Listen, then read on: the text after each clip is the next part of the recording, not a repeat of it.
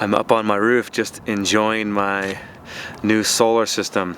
It's been a little while in the making because we started to install it over the winter, but we ran into some roadblocks just because my panel downstairs, my electrical panel, had to be updated. So I've had these panels on my roof for almost a month and they haven't been producing until now, which has been kind of annoying. But the guys were here yesterday, they completely finished it. So I hired a company called TerraTech Solar, and this video I'm going to do a little interview with Landon, who is the owner of the company, and he's going to explain what the system's all about.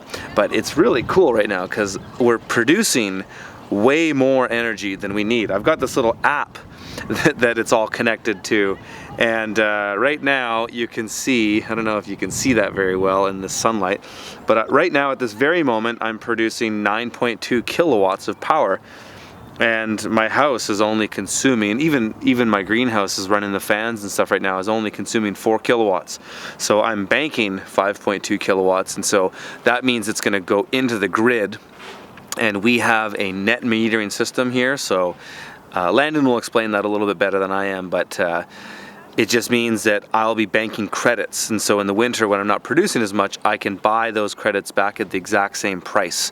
So some municipalities or states or countries don't have net metering, and you're selling energy at a really low price and then buying it back at a premium. So at that point you lose any incentive to be tied to the grid, whereas in this situation there's a greater incentive to be tied into the grid than there is to have a battery. And so the battery, everybody says, Curtis, why don't you get the Tesla wall battery? And yeah, maybe I will at some point, but there's no economic incentive for it, at least right now, that's for certain. Because with the grid, I can just put energy back into the grid and then get it back in the winter. It's just like having a battery. Unless, of course, the world were to go to shit tomorrow, then that would be a whole other story. But I'm not really worried about that at the moment. We're producing solar, and maybe there's a time I'll get a battery, but I'm happy with the way the system is now. So let's check in with Landon and see what he has to say.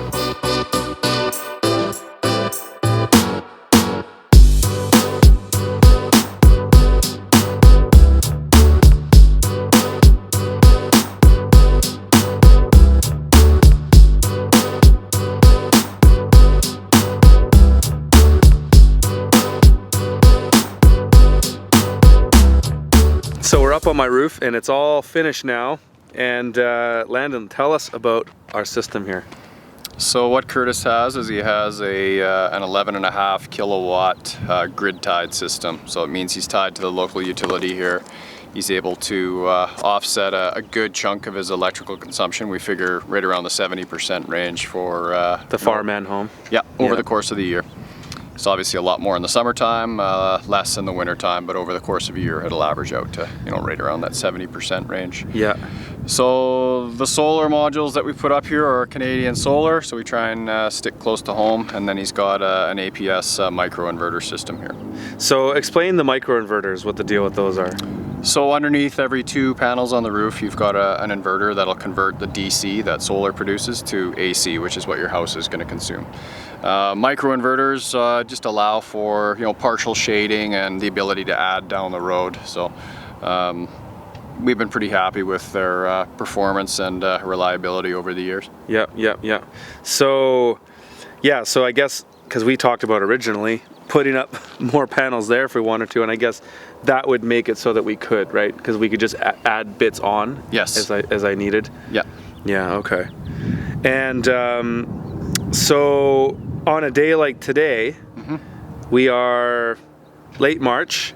We are producing, what was it right now? It's probably right around 4,000 watts. 4,000 watts.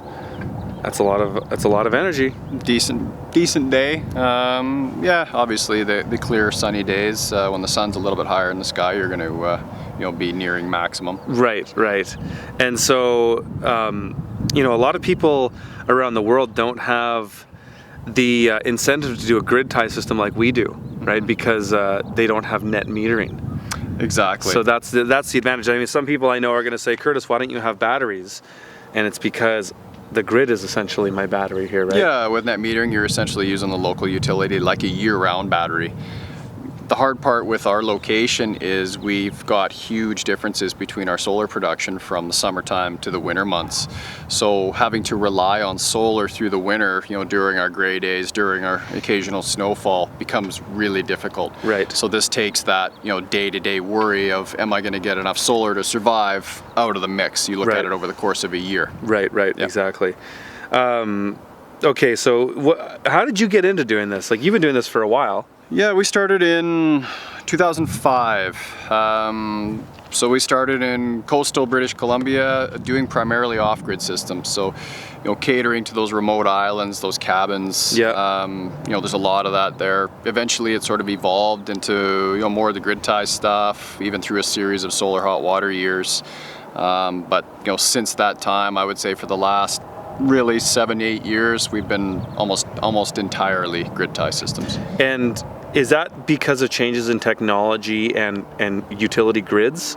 Or what do you equate that to? Yeah, I think it's a combination of the two. It's obviously the cost of the utility is ever increasing, Yeah. and the cost of solar has come down immensely over those years. So it's almost the perfect storm, right? It's got to a point now where solar is competing against grid pricing. We're almost at that sort of grid parity, if you will. What kind of price changes have you seen in PV coming down in your time doing this?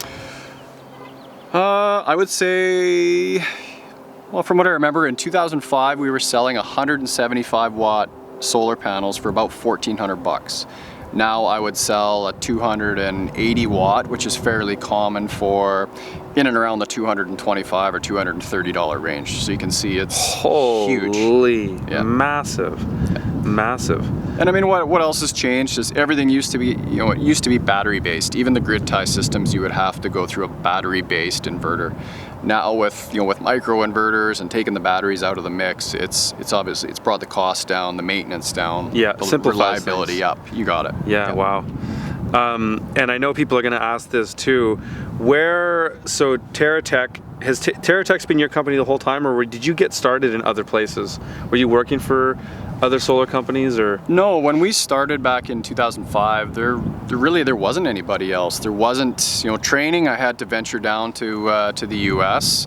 There was nothing in Canada at that point, as far as training went. So, yeah, we started a little bit cowboyish, but we started, and over time we've done literally hundreds of systems, a lot of experience, and it's been growing ever since. So where are you guys primarily servicing now? What area? Well, I'm based here in the Okanagan Valley, so I serve the southern interior of BC. We have another office in the Vancouver area, and then I've got another office now on Vancouver Island. Right on. So if anybody wants to get in touch with you, what's the website? TerraTech.ca, so TerraTek.ca. Right on, and I'll have the information below. Thanks, Landon. All right, thank you.